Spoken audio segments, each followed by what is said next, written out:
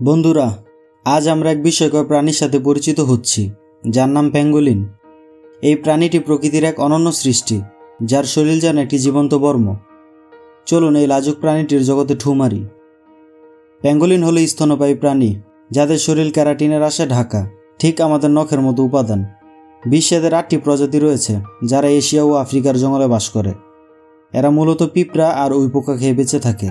এদের লম্বা জিভ প্রায় 40 সেন্টিমিটার পর্যন্ত লম্বা হতে পারে।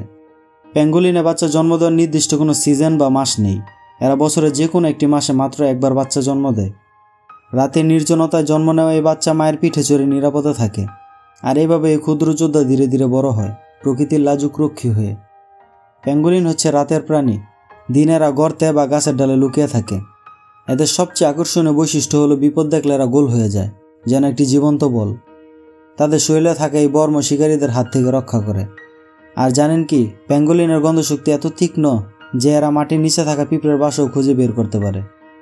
দুঃখের বিষয় হচ্ছে, প্যাঙ্গোলিন বিশ্বের সবচেয়ে বেশি পাচার হওয়া স্তন্যপায়ী প্রাণীদের মধ্যে একটি।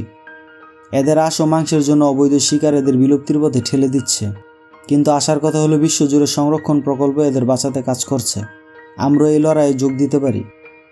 প্যাঙ্গোলিন আমাদের প্রকৃতির অমূল্য সম্পদ। আপনি কিভাবে সাহায্য করতে চান, সে বার্তা সবার মাঝে ছড়িয়ে দিন, আর সংরক্ষণ প্রকল্পে অবদান রাখুন। এবং প্যাঙ্গোলিন পণ্য কিনবেন না। আসুন এই আশ্চর্য প্রাণীটিকে বাঁচিয়ে রাখি। প্যাঙ্গোলিনের গল্প আমাদের মনে করিয়ে দেয় প্রকৃতি কতটা বিস্ময়কর। আর এমন গল্প শুনতে আমাদের প্রকৃতির কোলা চ্যানেলটি সাবস্ক্রাইব করুন, লাইক করুন, আর কমেন্টে জানান আপনার প্রিয় প্রাণী কোনটি। আবার পরে অন্য কোনো ভিডিওতে দেখা হবে। সে পর্যন্ত ভালো থাকুন।